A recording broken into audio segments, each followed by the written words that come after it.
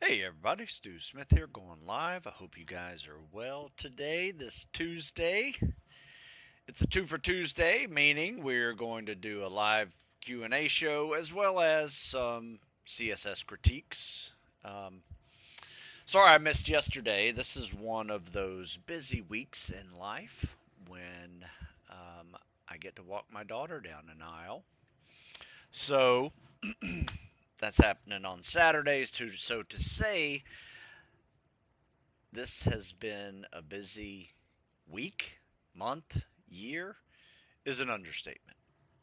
So, big times for us. Got the whole family coming in. We got them from all over. Should be a lot of fun. So, let's talk about weakness. I think the title of this one was weaknesses. And I guess the big question is what is your weakness? Right? And how do you handle it? So a lot of people are saying push-ups, treading water, sit-ups. Those are all pretty common. Um, but the good news is, if you just get on a program and do those, treading water you can do every day. Um, push-ups, pull-ups, and sit-ups. Those typically work well every other day. Though I do have a protocol that if you really want to try something, for 2 weeks. It's a 10-day program where you do daily calisthenics of a moderate level of reps, meaning whatever your current max is, you multiply by 4 or 5. And you want to be somewhere in that, range where, put it this way, I wouldn't do this if you're already at 90 push-ups because that's going to be way too much volume and you'll probably see negative results after doing it that many reps. Um, but it's great for someone stuck in the 50s or 60s, or even lower. If you're, at 40 to 50 push-ups, I've seen people double it in 2 weeks, using this protocol. In fact, if you Google the term, um, it's a free protocol. Yeah, free 2 week protocol for pull-up, push-up, sit-ups.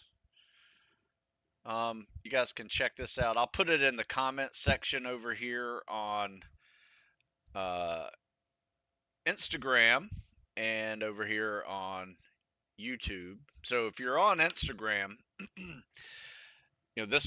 this video won't be up for long. It's not in my reels, but it is always stationed over here on YouTube channel. So feel free to come over to the YouTube channel, get these links if you're wondering what they are. But if you notice, this last part um, of the address is the title, free 2 week protocol. You look that up, you'll find it. Oh, let's see. Couple questions. We'll take some questions and then how do I get a copy? I just told you. It's not a copy, it's an article. Just Google that or cut and paste this right here or Google free 2 week protocol for pull up push ups. That's how you get a copy. It's an article. You just read it online. How do you balance lifting in your workouts during the winter with calisthenics? Do you intermix calisthenics in your lifting sets, or do you do all the lifting at once and then the calisthenics? So our winter lift cycles look like this. Um, let's see, what do we got here? So this is our like a fall winter lift cycle, for instance. So we tend to warm up with calisthenics. So if we're doing upper body day, we're going to be doing pull-ups and push-ups as a warm-up. So we do like a half pyramid warm-up. You'll see it often in my programs where you do one pull-up, one push-up, 2, 2, 3, 3, 4, 4, do a little jog in between, throw some dynamic stretches in there. It takes about 15 minutes to get done, but you're really warmed up. Um, and you've done 55 pull-ups and 55 push-ups. So not bad. I mean, it's not like earth-shattering numbers, but it's a good warm-up. And then you do your lifts. Sometimes we will mix in some weightlifting or weight vested calisthenics. So we'll do weight vest dips, weight vest pull-ups into our um, programming with weightlifting. But we'll do mainly the big three weight lifts: bench, squat, deadlift. We'll throw in some hang clean, power cleans, push presses, things like that as well. Um, rows, just to put on pounds. And most of our guys out there right now, I mean, we're not even in the winter lift cycle, but we've added lifting in the fall cycle, fall transition cycle. As we transition from high rep cals and high mileage running, we've kind of deloaded those a little bit and started adding weight. They're already have gained 10 pounds in the last 12 weeks. So they're eating right. They're working out a little bit differently, not burning as much calories as they were before. So they're putting on weight. That's how it's worked. That's how it works. But that's how we balance it out. And when you do these workouts like this, when you're doing the seasonal approach, you always have a primary focus and a secondary focus. So your primary focus is the one you're trying to improve. So like right now, we're trying to improve our strength, period. We'll do some speed and agility too. So we'll mix that in there, try to get a little faster on shorter, faster runs.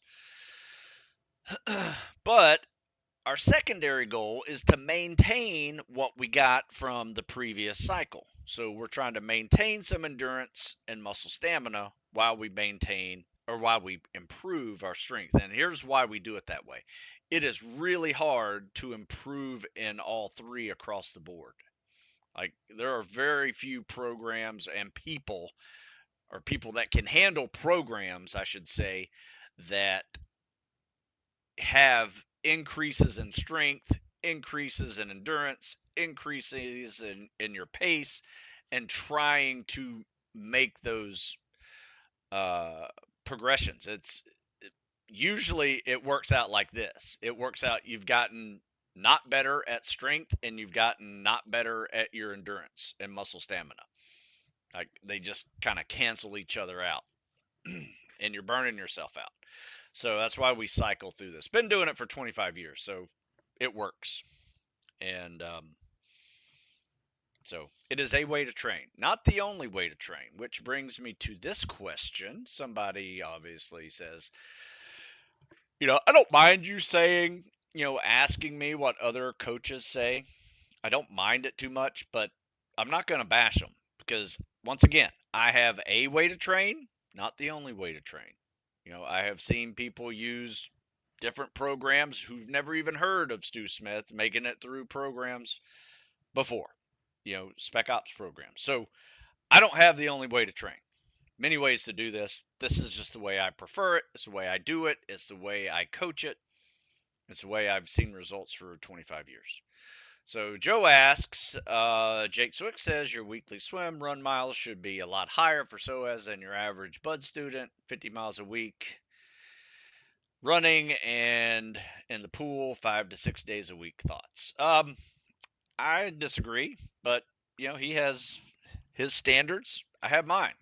We've had people get selected and all they've really got good at doing is rucking 9 miles, which is a test, on the beach, swimming a mile with fins, swimming a 500 PST, crushing that, and running a 4-mile timed run. That's really it. Those are the tests. Now, yes, living in that 1 week where you are constantly moving, kind of like a simulated hell week, yeah, you're getting some extra miles in there. But as long as you're doing 30 plus, you're fine, I think. And make those fast. But it also depends. If you need to work on your endurance and add more running, add more running. If you need to work on your strength because your ruck sucks, add more lifting. So my answer to anybody who says, hey, should I do this? Should I do that? And it really depends on the title of this video. What is your weakness? You know, if you have time to get good at everything, like let's say you're in college, you got 2 more years, seasonal approach is a great way to do it. You don't even have to think. It's like, yeah, my weakness is running and swimming, but it's winter. So I'm just going to do this winter lift cycle and then do and slowly progress in the spring and summer and get better at the running and calisthenics. I got 2 years, so why not? You know, follow the plan. However, if you got 6 months and you got a big weakness, you need to focus on that weakness yesterday. Otherwise, it's just going to be one of those things that that will be exposed very quickly. Thank you. What would you say the biggest hurdles, both physically and mentally, are for SOAS applicants, especially those coming from OCS? Um, I mean, everybody has the same physical challenges. I mean, it's running, rucking, swimming. You're going to have some boats and logs under it, so load bearing. You got to do a calisthenics test very well. You got to have some muscle stamina for some of the other, like grinder PT type stuff. But there's really not really many hurdles. It's just a week of really hard training. You know, it's not 6 months of really hard training. So it's a different animal than buds, if you ask me. In fact, I have OCS SOAS candidates prepare for SOAS. 6 months we're focused on those events of SOAS because you need some good objective grades going into a selection program, because they're going to put you on paper and they're going to see PST scores that you submitted in December, and they're going to see PST scores that you do on day one of SOAS. And guess what? Those should look like you've been trying to improve what you submitted way back when. So if they're just as good, that's okay. But if they're better, that shows people that you're actually still on in this process of improving yourself. Um, and then from there, it's like I said, 4 mile timed run, 1 mile swim, 9 mile ruck. Be strong enough to not get crushed by logs and boats. Then when they come back, they find out they get selected. We now have another 3, sometimes 6 months of preparing for actual buds. So similar, but a little bit different. You know, we're getting ready for the hardest part of buds, which is the first 4 weeks. And that's a grind. All right, Joe says, this is a pipe dream, but for the officers who know have screened for Damneck, how solid tactically must they be? Very. Additionally, how challenging is it for just guys to screen? Yeah, we've had great SEALs screen and not get picked up, and some that do get picked up. So, I mean, every one of them will tell you it wasn't the physicality of it that got them. It was standards and procedures that got them. So, and their tactics. So it's you should be solid tactically. But you get a lot of practice, so you can do it. What fins do you recommend prepping for buds? I would start off with something easy, like a light slip-on fin. I use a brand called Sporty, Sporti. You Google that term. But you're going to get issued rocket fins or jet fins, when you get there. So get those as well. Practice getting your ankles and hips and legs prepared for those. Let's see. How about running? Yeah, you need to run. If you're going to ask a question, come on, man. Give me something better.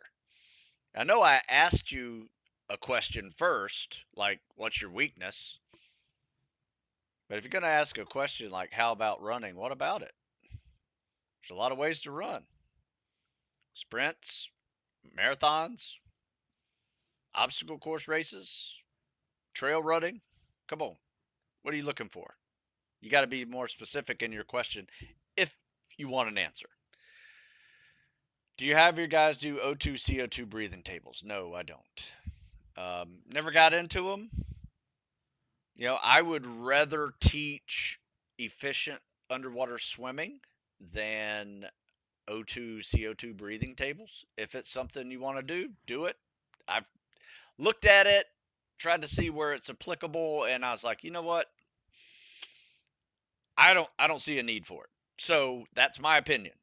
There are plenty of people who disagree with me. That's fine. That's what this world's all about. I just never saw any use for it.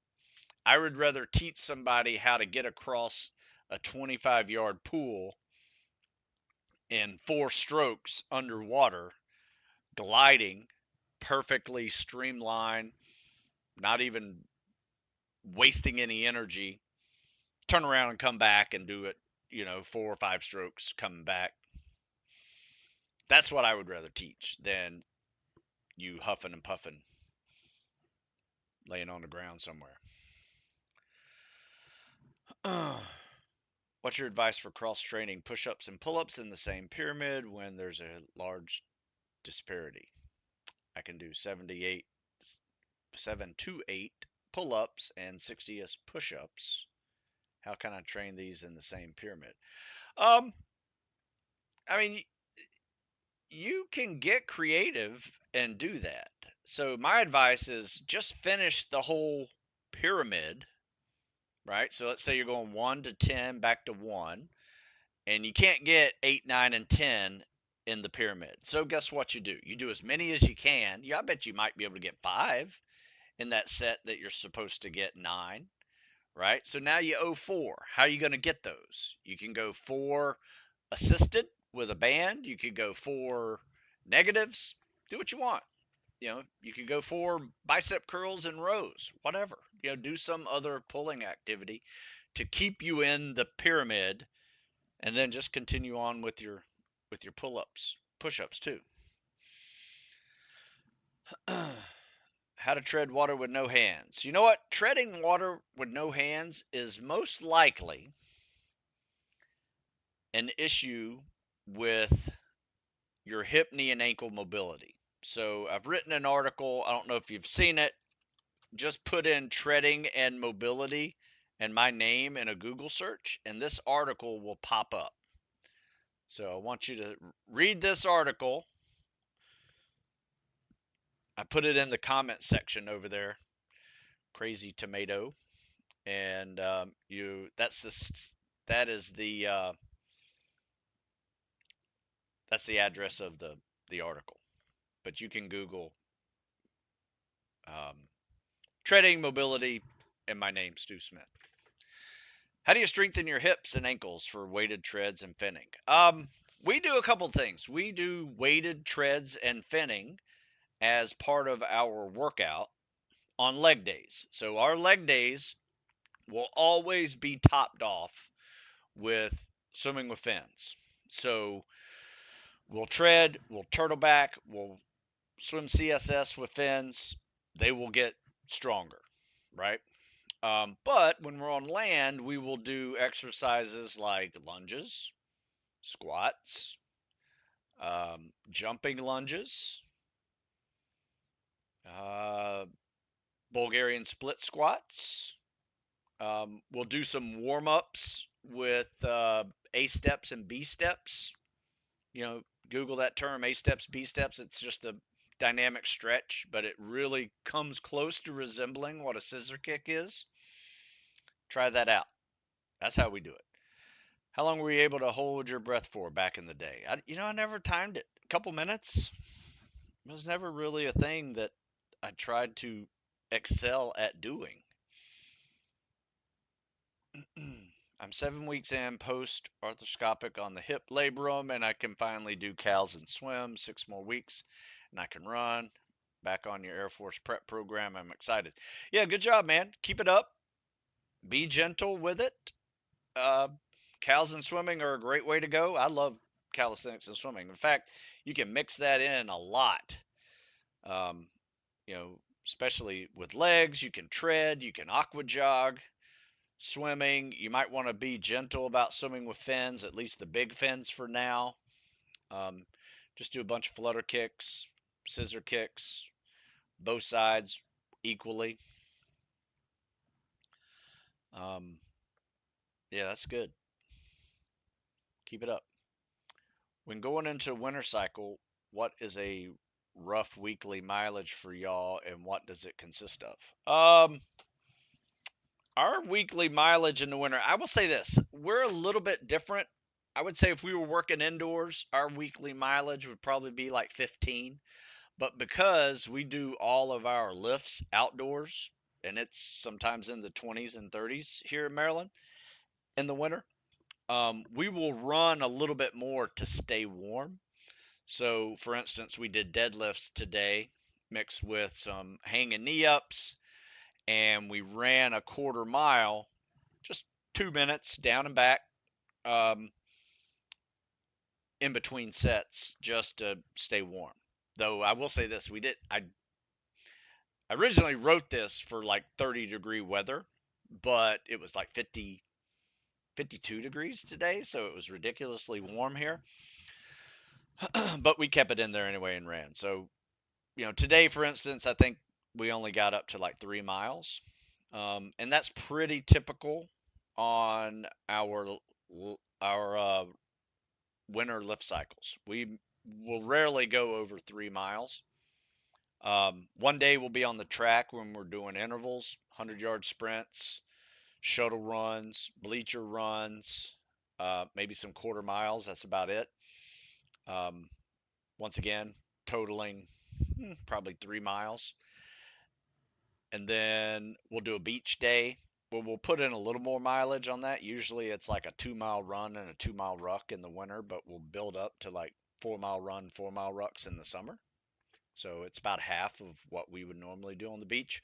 But the beach is cold, it's windy, it's just brutal. Every step it feels like you're getting tougher just because it sucks. So there's some other advantages to adding some of those activities into the winter. Pure toughness, to be honest with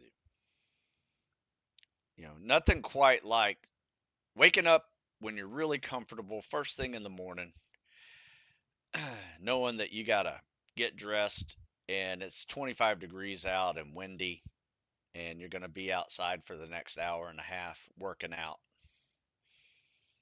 That makes you have one of those little come to Jesus moments on how bad you really want this. So there you go. What's your timing like when you're swimming with fins? Pull on 3, pull on 6. Good question. I haven't asked it. No one's ever asked me this. The way I describe it is when I get in that glide position, I go kick, kick, kick, pull, and top arm, bottom arm, and breathe. Kick, kick, kick, pull to breathe. So I guess it'd be pull on 3, I guess. I don't really count other than it just feels like usually I'm pulling on 3 kicks, while I am exhaling underwater, and then all I have to do is turn. It's real similar to running. I tend to inhale for 3 kicks and exhale for 3 kicks, sometimes 2. Exhale a little faster than I inhale. So, not kicks, but strides, steps. So it's very similar to running strides. How many buds classes are there a year? 4 or 5. I guess it depends on when they start the first one. Good question. Not really sure. Hey Stu, as a person new to fitness, is it standard for soreness to last longer than your average day or two? Yes. Did push-ups and crunch day, and my chest and core are really sore for about 5 days. Yeah, I mean, that's overdoing it, I would say. Just remember what you did that day. how many sets, because push-ups and crunches may feel pretty easy while you're doing it, squats and lunges too, but if you're new to them, just realize that just because it says do 10 sets of it, you probably don't need to do 10 sets of it. Maybe just do 5 and see how you feel, especially after being sore for 5 days. Because, to be honest with you, you shouldn't really be that sore. The only reason why you're sore is you're new to something. That's pretty much anything. Like the other day, I bench pressed like 275 a couple of times in a couple of sets, and that's a little heavy for me. I usually keep it around body weight or 225, and my chest was sore, and all I did was 6 reps of heavier weight. So it's just something new. Even if it's not a new exercise, it's just a different way of doing it. You're going to get sore. All right, a few more questions. I'm about 5'9", 12% body fat. Been in talks with a scout, but haven't signed up until I'm slightly better runner. But when I run more, I drop weight quick. Should I keep running? Yeah, you got to get good at running, man. This is a running man's game you're talking about. You're going to be running your ass off if you're trying to do anything in the military, especially spec ops. But you need to eat more. That's how you do it. People think you shouldn't do cardio during lift cycles. Well, guess what? It's not like you're doing powerlifting competition. If you're doing a powerlifting competition, I would say, yeah, don't do cardio during lift cycles. But, you know, since you're not, if you're preparing for Spec Ops World, you got to maintain some cardio. So you need to eat more so you don't lose it. Yeah, any bench routines? Yeah, we usually do standard 5x5. That's what we did yesterday. We did 5x5 on the bench.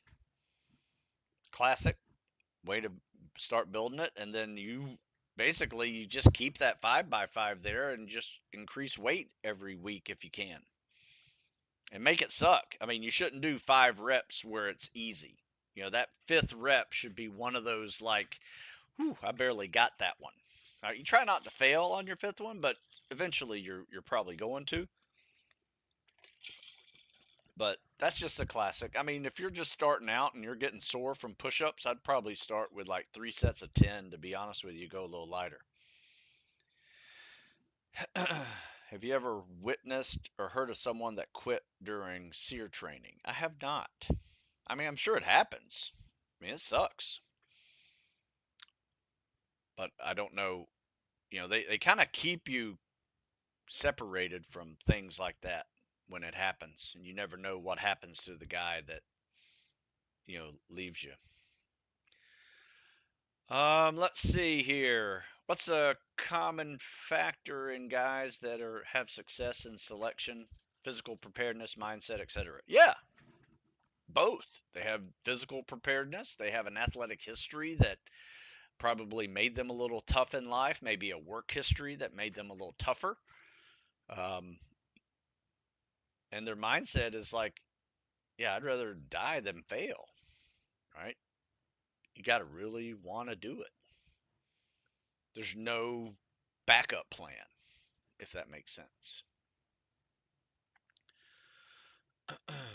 You referred to an 18-minute 3-mile as a gold standard. Are most BUD/S graduates able to achieve this?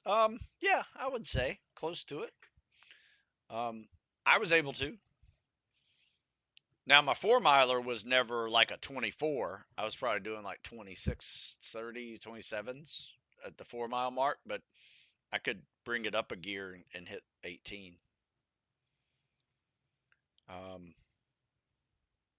When I was really good at running. There was a section time there where like 19 and 20 were sufficient just because we weren't running that much. But, probably at my best, I was just at 18. 1802, somewhere. I don't think I ever broke 18.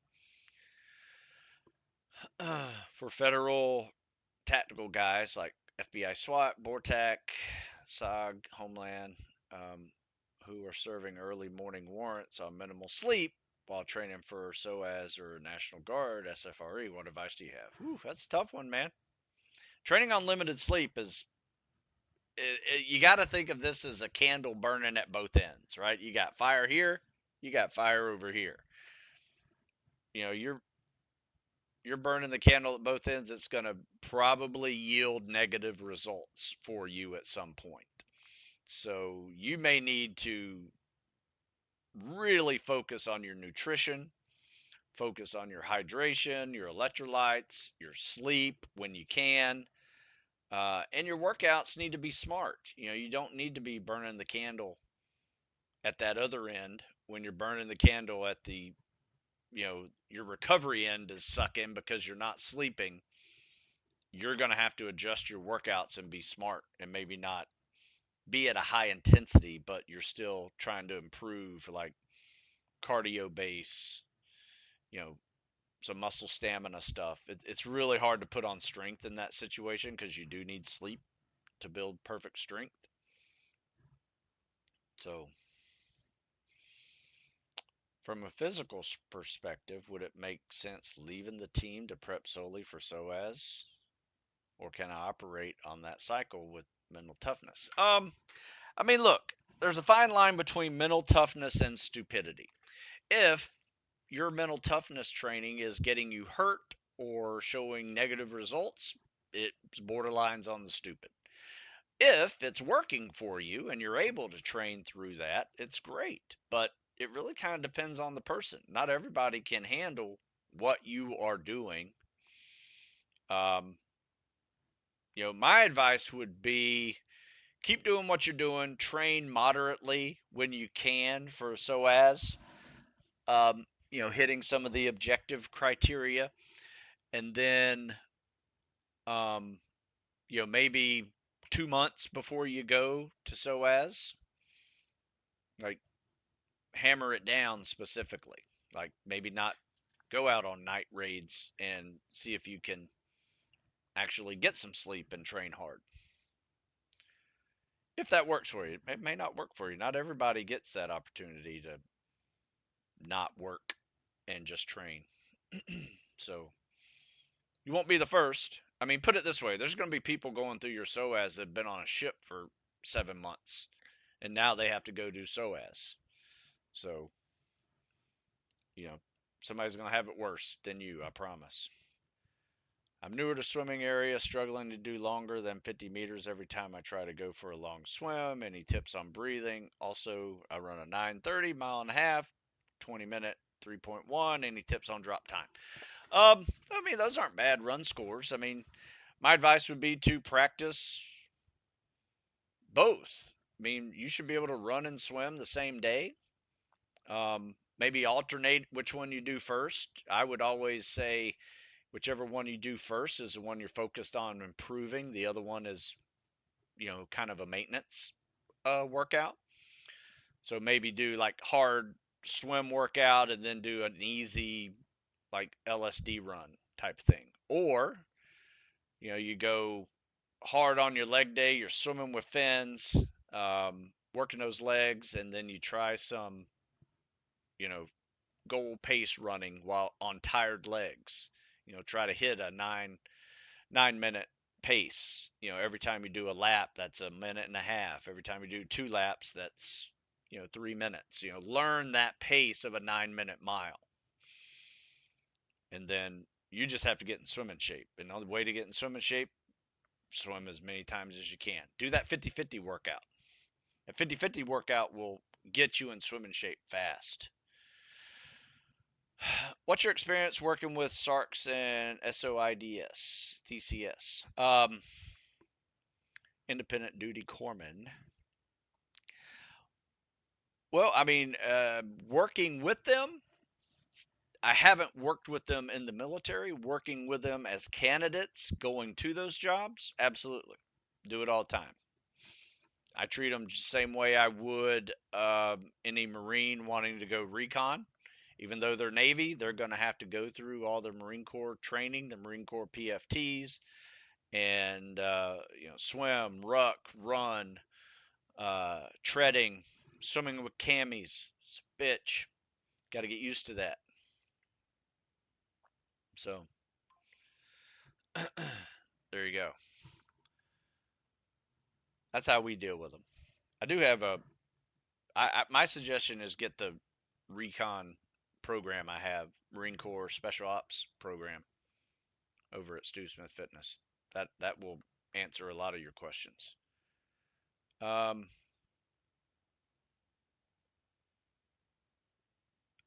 Jim's in the parking lot looking over the workout. Go get it, Jim. You can do it. All right. I do have a few CSS to show. Why don't I go ahead and share that? So I'm going to go here. Where are you?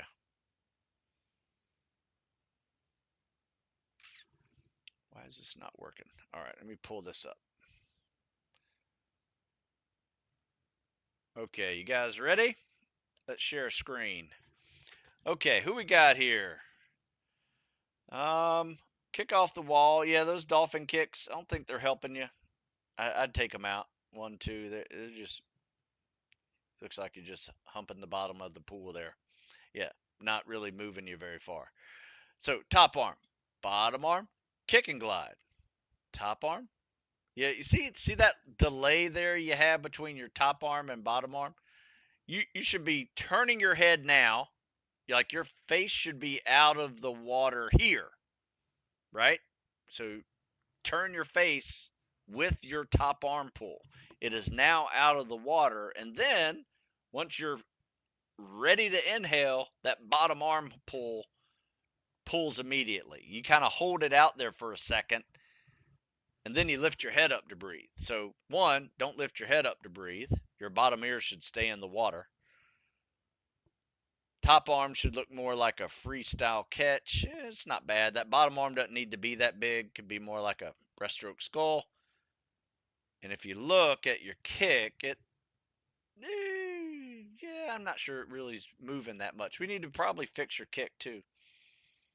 My advice is read this article. CSS help crush your swim test here. I want to put this in the comment section over here on Instagram and YouTube.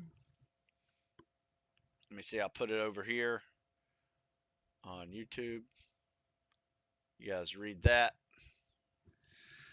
All right.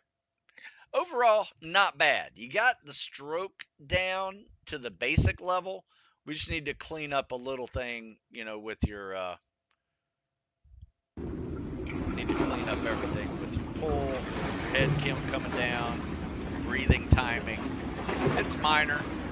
It takes some things. All right, so we see this. What do you guys see here? See that little motorboat going on in the back? That doesn't need that. You got a pretty good breaststroke, but you go right into flutter kicking instead of gliding.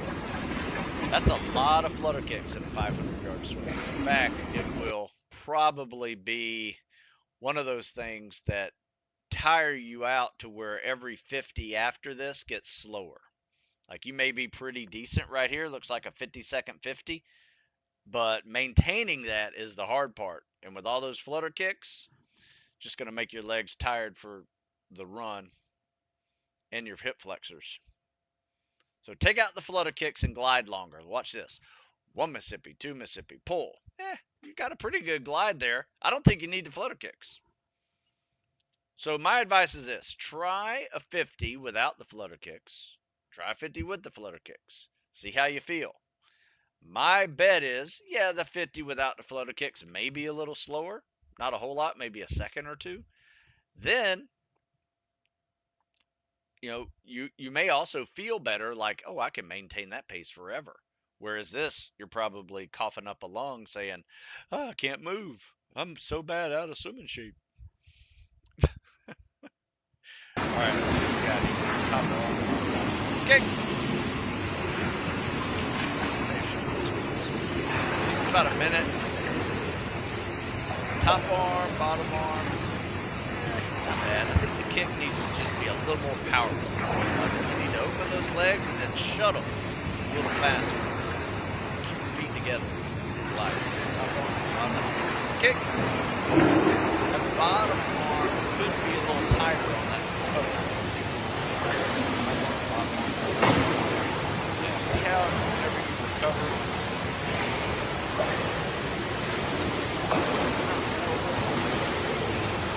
I just think your hands in fact, I make sure when I recover, my hands come right across my chest, touching, keeping them close versus out here, 2 inches out here, just like putting on brakes.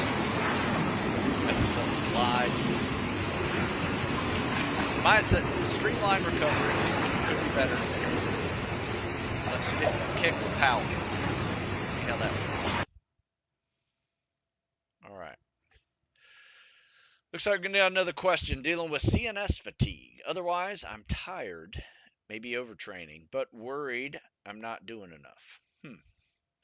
Currently, lifting 2 times, running 2 times, biking 2 times, swimming 3 times, and rucking once a week, prepping for AFSW 6 months. I'm assuming you're doing a lift cycle. I didn't see any calisthenics in there.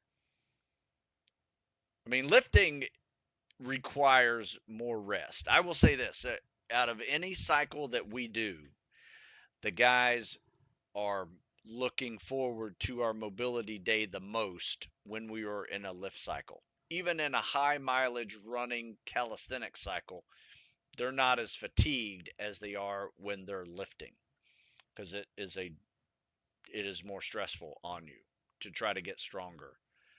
It requires a lot more, right? Endurance and muscle stamina a little bit different, right? You can kind of grind through that and kind of start feeling yourself getting in better shape, whereas getting yourself stronger is a central nervous system challenge.